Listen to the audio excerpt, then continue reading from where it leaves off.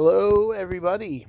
Marco here from Van Life Expediting, or whatever I decided to call this channel. I don't even know my channel's name. It's actually pretty far and few between that I decided to make any updates to it or new videos, as you can tell.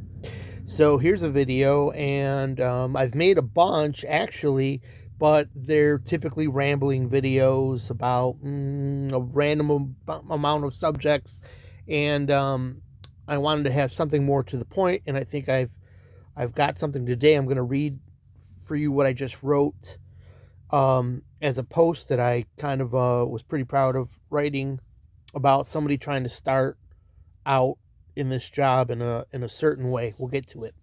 But before that, I just woke up from a nice sleep in a parking lot of a business that usually allows some overnight, and I didn't get hassled, so that was good. And now it's morning, and we'll get ready soon. That explains the disheveled look and the sleep still in my eyes and voice.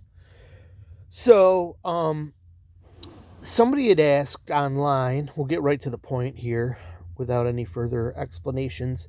Someone was basically asking online about a $500 a week rental van, which is a way to get into this gig that I haven't really heard of and sounds really risky and sketchy off the top of my head at first. So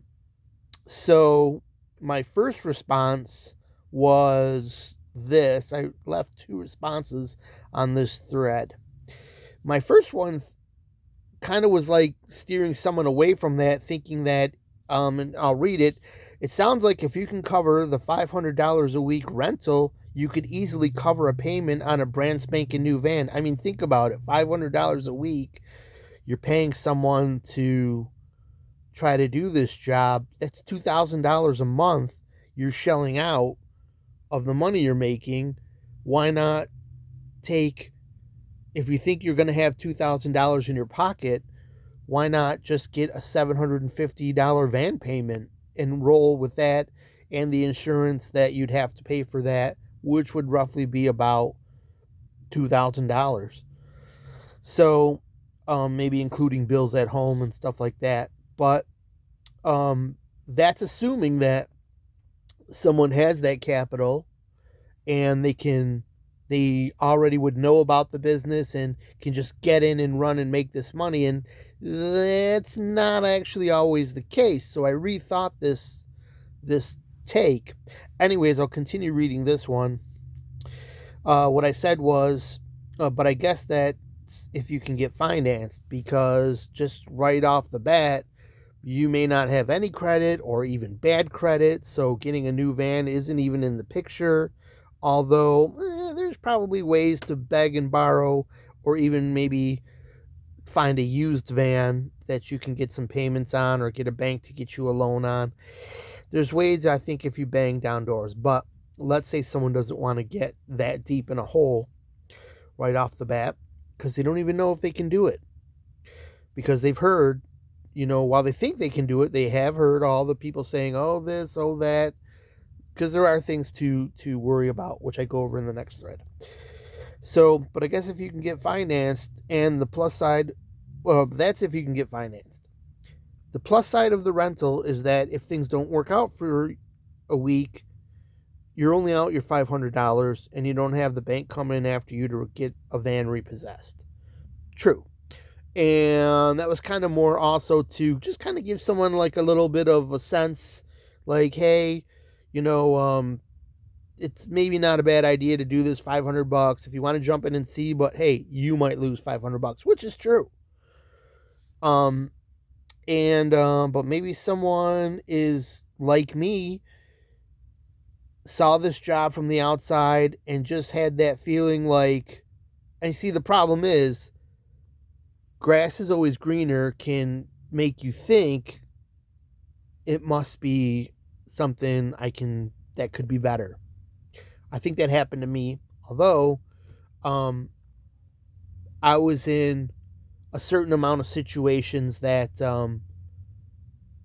this did work for me, and while there's some hurdles, I overcame them, and here I am.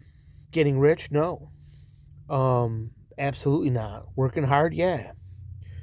But there are a few pluses to the working hard I'm doing here. There's a couple of negatives.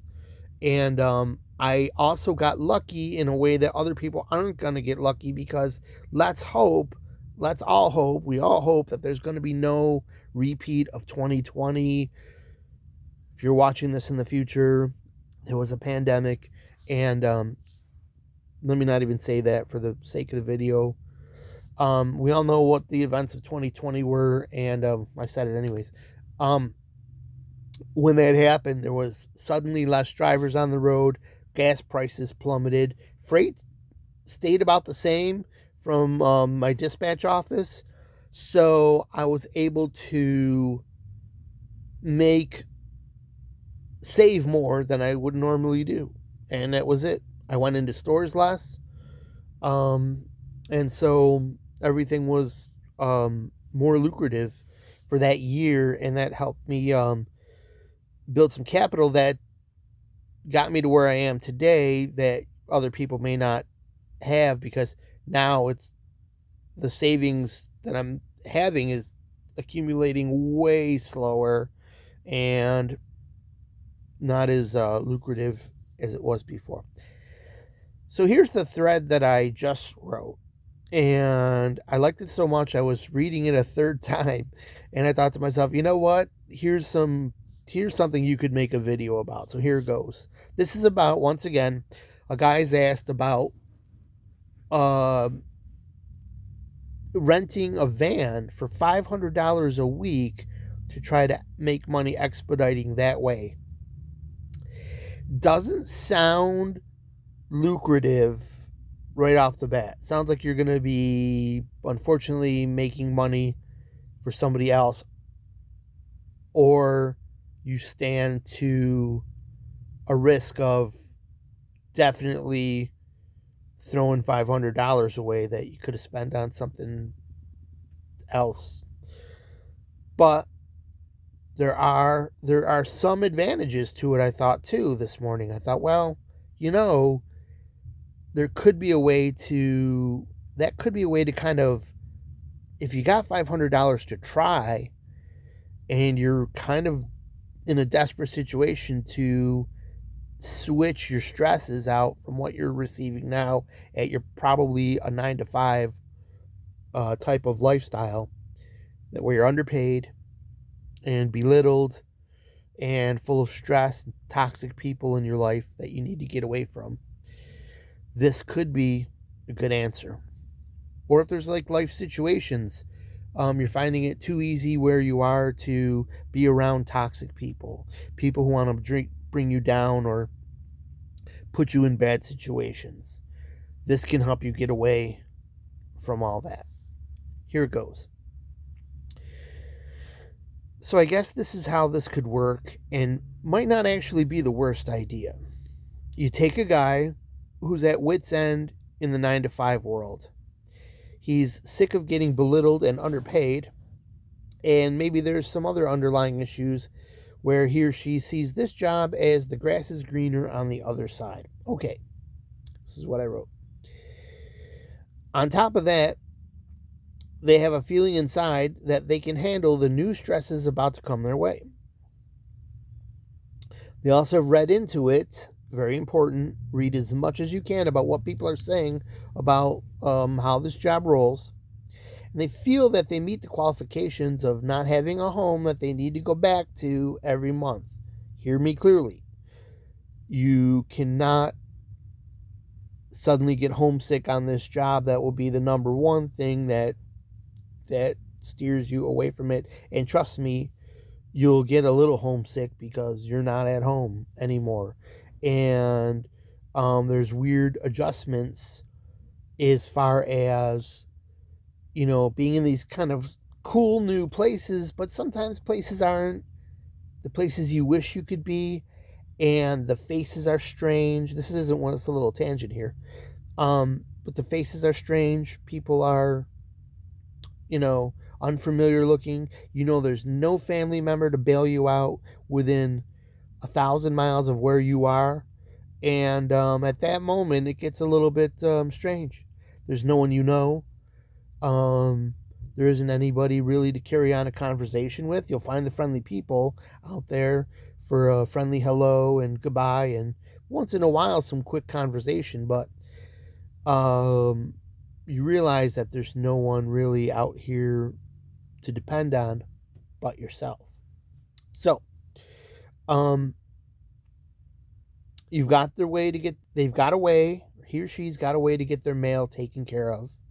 They don't have a wife, a kids, or pets. Important.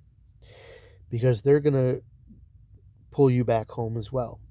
They know that even their hobbies are going to have to take a back seat. That's me talking.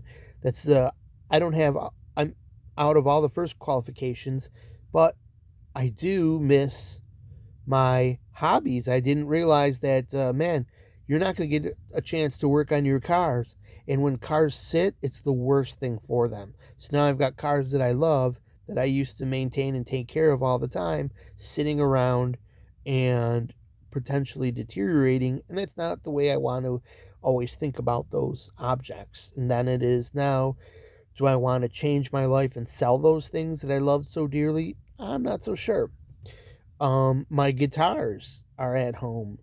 All my guitars that I built guitars, and I had a collection of them, and now when things sit around, they tend to get out of whack versus things that are used regularly. Okay, let's keep going. As for what I'm saying, being a musician, working on cars, or any other dreams that you had, you're willing to forget them. Okay? So important. Can you forget your dreams? Although the plus side is, with this rental strategy, at first you might be able to get back home for a breather sooner, since you're only liable for 1 week at a time. So there's kind of something there. See, the problem with that strategy is that if you break away and come back to it, someone who's dispatching you, it doesn't really work like you get loads. Some of the brokers tend to know the drivers that are really consistent with loads. They know the outfits that have a good rating of keeping guys that get the jobs done.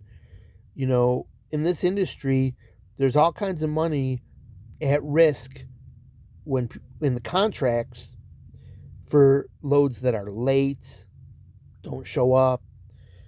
There was a problem on the road and they needed a rescue, and now the load is going to be late. I mean, these are expedited loads. People are supposedly, that's another long story that we don't want to tangent down, but are supposedly, waiting for these products. They're paying for a certain amount of time travel, and if you can't make that commitment or meet what was written in the contract, people are out of money, and you're quickly looked over as like, don't go with that runner, he's not a good driver. So you have to prove yourself, and to do that you need to kind of build up a whole bunch of weeks of consistent running before anybody looks at you and goes, hey, let's keep throwing loads at this guy, he's a serious one. Because you're in an industry where the only saving grace is that probably it's a 50-50, I think, for most of these brokers with the people they find in these vans, whether they're basically not worthy or worthy, or serious about doing this job, into it, understand the commitments, get through all the hurdles and get the job done as instructed, military style. Basically not fucking around. You can try to fuck around plenty on this job, stopping on things that you think, you need to stop and you're going to take a look at or something. It's only going to be 5 minutes, you start telling yourself, or you got a friend Over here, you're going to see. That's ridiculous. You have no time to mess around. You drive straight from point A to point B while you are hired. It'd be like an Uber driver stopping to see his friends while you hired them to take you somewhere. It doesn't work like that, you know. So, anyways,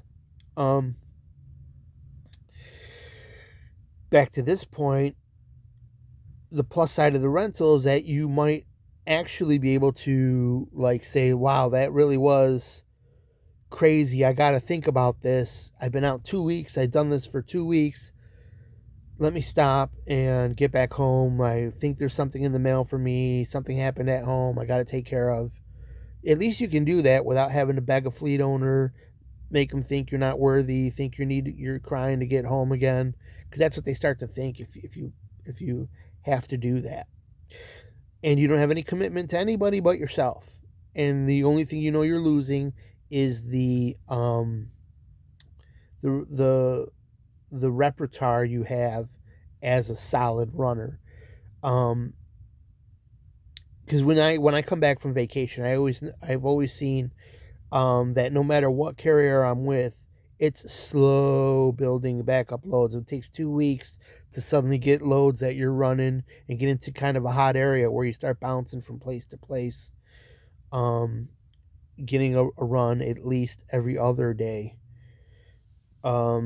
Because you kind of are happy when you get a day break here and there and you don't get a load. I know I am. But 2 days, 3 days, and it gets a little bit like you didn't mind catching up on the extra rest and maybe seeing a site or two in town, but you need to make some money. The bills are piling up. So you have barely enough capital to try this, okay? Let's say you have this guy looking at jumping out of his 9-to-5 job in this job that they think is going to be better. Might have $1,500 in their pocket, spare change in their pocket. So they're like, well, with that $1,500, I could throw $500 at that van and supposedly make this thousands of dollars people are claiming to make. Let's talk about the reality there. So an advantage the strategy may have is that getting down the road for a week, doing enough loads to make the money you want, and seeing if the amount of driving necessary to do those loads is something you can handle. What I meant by that was you're going to see right off the bat like how much driving these people do who talk about making those monies. It's a pretty new thing. Most people have the idea that they can, hey, I drive my car every day. I love it. I freaking love driving. Like who wouldn't love driving from point A to point B? Plus, I mean, you drop stuff off. All the people in the factory have to do that slave over production and everything else. You're just driving away. Gonna take another load to another plant, drop all the work off there and let them work on it. Hey, cool, right? The problem is your car is way more comfortable to drive. Your 45-minute to drive to work your car is comfortable enough to make that a nice pleasure cruise. Even if you got kind of a crappy truck, it's still reasonable, not too bad. But in this van, with that seat, it gets rock hard after about an hour and a half. And you still got 8, 10, 15 more hours to drive in that thing when your ass is getting sore, right? And if you want to keep running and only make your stops the gas stops, say, well, because you might have to eat something, or you want to take a little walk, or just get up, go to the bathroom, right? You can't really stop at every rest area. You've got to keep on trucking and make the fuel stops, your stops. That's about every 5 hours. So if you're 2 hours into your first drive, you got 3 hours to hold your piss, basically, is what I'm telling you. Unless it's an emergency, you ditch off somewhere quick. But that would be like a rest area. That's really all you have time for. Getting off at an exit is easy 10 minutes lost. And 10 minutes can make or break your drive. So the advantage you have is like you can kind of see like all that stuff. Can you handle and the van is rattling around and the suspension is knocking and the back of your brain starts getting a headache because some of these states have roads that go like this every time you hit a bridge. Here comes another bridge. Here comes another bridge. Oh my God. This is the kind of stuff that you didn't get in the type that I typed here. And the bangs, the booms, dodging potholes, the lanes that have constant fucking craters, some of the roads that are like bang bang bang, bang bang bang, and you think it's done in bang bang and bang bang bang bang bang bang, and you think you're okay bang, and the roads just keep on shattering your skull, and so you got to handle that. So doing enough loads to make the money you want and seeing if this is the amount of driving necessary to do these loads is something that you can handle. That's what I mean by that.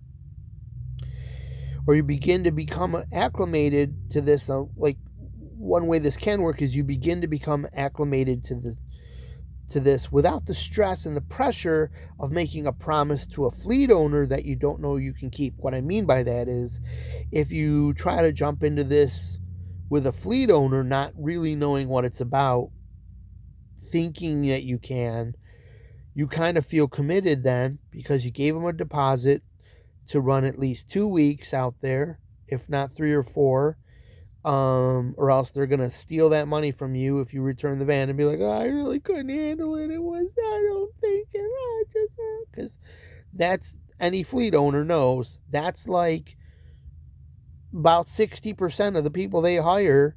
It's a constant job of hiring because the people, either if they flake out, everybody wants to jump in one of these vans thinking they got it, and no one has an idea about what it is, and they flake out. The second group run for them for a year or two and buys a van for themselves because they're like, all right, screw this. I think I want my own van. And then they have to rehire and go through the flakes again before they find a guy who's got the wherewithal to keep it going. So with a fleet owner, you're under that pressure, and that can be an added stress that makes the job harder to acclimate to and makes you want to jump back out of it. So, or give you the feeling of being trapped in a decision you wish you didn't make. Nobody wants to be in, that was why you left your first job, right? So, your previous job. So, because the people who jump in not realizing what the job is about usually don't last a week. Okay. So you throw a $500, let's talk money now. You throw a $500 investment into renting this van. There's the $500 you talked about that it costs to rent this van. That seems kind of astronomically high, $2,000 a month, but this is a guy, assuming that didn't have $2,000, doesn't have the income to have $2,000 a month yet. They have $500 to throw in this van, to make another $500, to get a second week, to start having a little profit on top of that, and keep this van rental happening until they say, hey, let me stop throwing $500 away and get get in maybe with a fleet owner where you still pay them a percentage to run with them, and it may amount to around, well, it probably won't be $500, probably be a little cheaper than $500 a week. So maybe fleet owner is the next step. Keep saving your money, and then maybe eventually you got enough to get your own van. I think it's going to be a hurdle to try to get the 40 grand together. That's going to take you're going to work for probably a year, 2 years to 3 years to get enough. Because if I was buying a new van, I would want to put at least half to 3/4 down, if not pay in full, right? You just really want to avoid any payments to anybody. However, maybe a little bit of financing can be doable. That's up to people. So you throw this $500 investment. Here's how this maybe could work. You throw this $500 investment into renting the van. Now you have your $1,000 left. You started with $1,500 here. So also you're likely to need some kind of credit card on the side to keep yourself hydrated and fed and get what you need to survive on the road. Now, you say, ooh, credit cards. I've never, I swore off credit cards years ago. That was me. But the good thing about this job is that your plan is to, you're thinking ahead, hey, this week I'm going to be able to make this much money. I'm only spending this much money that I don't actually have this week, but I need, a couple of $50 runs of food because groceries are expensive now. Plus the paper towels and the deodorant and all the little things you're going to buy, the hairbrush you forgot, and a mirror you think you might need in the van, and on and on and on with all these little trinkets and grocery items and stuff like that. So you spend a little bit of credit card money, but you're going to pay it back every week. And when you do that, pay it in full, suddenly your credit score goes up. You do not let any of this credit card money go over the 30-day period where they charge you interest. Or if you have just a couple of $100 that you charge and you got a little tiny, $15 charge of interest, okay, maybe. But you're trying your damnedest to be what they call the deadbeat card holder that pays the bill all the time. Your credit score will then turn way up. It'll take a little bit of time, but maybe not that much. And maybe by the time you've had money saved and you've been doing this with your credit card over and over, now you've got the capital and the credit score to walk into these dealerships with a fair bit of confidence and get the van that you want and talk about and not have to be forced into buying something they're trying to throw at you. You maybe order it or just get the van you want anyways, or you shop around and take a risk on a used van. It can happen. But perhaps you want to be pretty mechanical as well. I have tools on board. I tend to change my own oil. I bought a drain valve that helps me change the oil on the road. It's not easy to do that. You have to find a place. In most places, it's illegal to change your own oil. You have to be stealth and you have to be quick and you have to not spill any oil on public lands or private property. I've barely ever done an oil change where a little bit of oil didn't get somewhere, so be mindful of that kind of thing. So now, you've got this credit card to keep you hydrated and fed on the road and get what you need, and you invest the other $1,000 into gas. Now, key word, invest. An investment is something you get a return on, an ROI, return on investment. So you don't worry about this $1,000 that you're shelling out for gas, because if you're pumping gas into this van, you have loads. You're not constantly driving around wasting gas on personal drives. You're parked, you find a place, a Cracker Barrel, truck stop, Walmart, Lowe's, whatever you do, to stop and kind of chill at. You drive around a little bit here and there trying to find some place, but you minimize your off-load driving as much as you can. And that will give you a return on your investment. You can, I think, at like $3 a gallon, as long as you're making 80-90 cents per mile, you can get like, I think $3 or $4 back. Like every time you pump gas, every gallon is $3.50, but every gallon makes you, if you do the math, you realize how many miles down the road that gallon gets you, how much you're getting paid for per mile. It comes back as, you're getting like $4 back on top of the $3 you're putting in, right? So, yeah, you can, so that that you never worry about the gas, because that's your investment money. That's your paycheck. Pumping the gas 4 loads into the van. Okay, so now I'm going to assume that there's some dispatching involved with this rental, and you're not going to try to find loads yourself. Because if you just jumped into this business and rented the $500 van, now you got to try to find loads yourself and then worry about getting paid 6 weeks later from these companies. There's just no possible way that's going to work. You just threw $500 in the toilet. So we're going to assume that there's some kind of dispatch.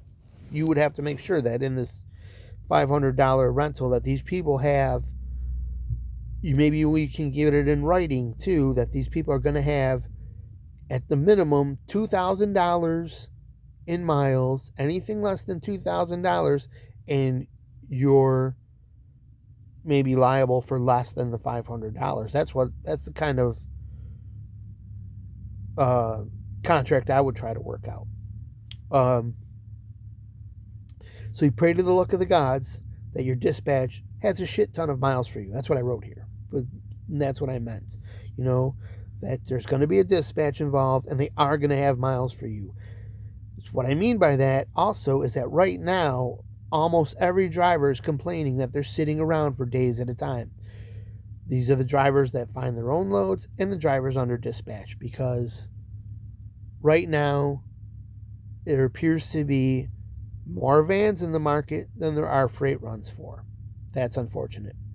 Also, it's a slower time of year. We're ramping up into the season. Number 3, our economy is kind of in a shit stain right now, where everybody's kind of teetering on, hey, it's not doing that good. People are still spending, but, every day production of something in America goes to another country. So all that being said, pickings can be slim on this freight, and it becomes a dog-eat-dog world out here of people bowing down to brokers that want to try to start running freight for super cheap.